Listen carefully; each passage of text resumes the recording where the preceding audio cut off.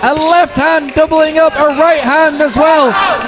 Campy, the May 31, 2024 bago nga magtapos ang buwan ng Mayo ay napadayo ang ating kababayan sa Thailand para kalabanin sa taas ng luna ang Thai Fighter, isang napakaganda at impresibong laban ng pinamalas ng ating kababayan kung isang round lang ang tinagal ng kalaban sa taas ng luna.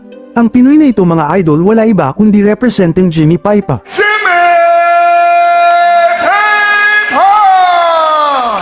Ang dalang kartada ni Jimmy Paipa, 19 wins 1 draw 6 loses. Ang 7 dito mga idol ay tinapos nito sa knockout samantalang ang makakalaban ng Pinoy na si Campy Fayum ay may kartadang 24 wins 10 lose 2 draw and 16 by knockout. Ang paglalaban na nila ay ang bakanteng Asian Boxing Federation Silver Welter White Belt.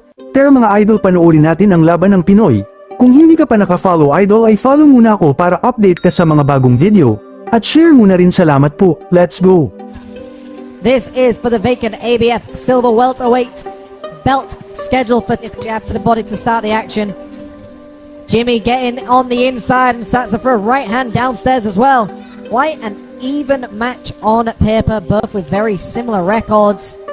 Similar, but it looks like the mass is on Jimmy Paipa. And we see that as he throws the right hand to the ribcage of Campy, but Campy fires on right back on him. And you can see the differences in skill with these two fighters. You can see the clinching one another. They're trying to get a read on each other. And a beautiful right hand by Jimmy.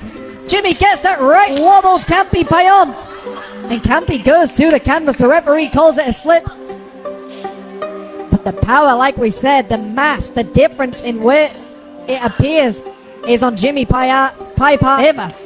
A right hand downstairs as well. And another right hand downstairs, Jimmy Paipa, looking like he's fighting the first round. A left hand doubling up a right hand as well. Campy Payom goes to the canvas. And it looks like Jimmy Paipa, the weakness, the kryptonite, and that is it.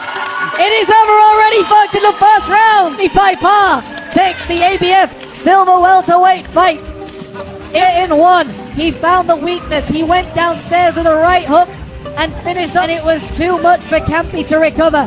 Hindi nagtagal ang laban ng Pinoy dahil tinapos agad nito. Tunay na matalino at may ibubuga. Maganda ang binitawang kombinasyon at may lakas din ang kamao nito. It affects your equilibrium where all of your bearings are gone. You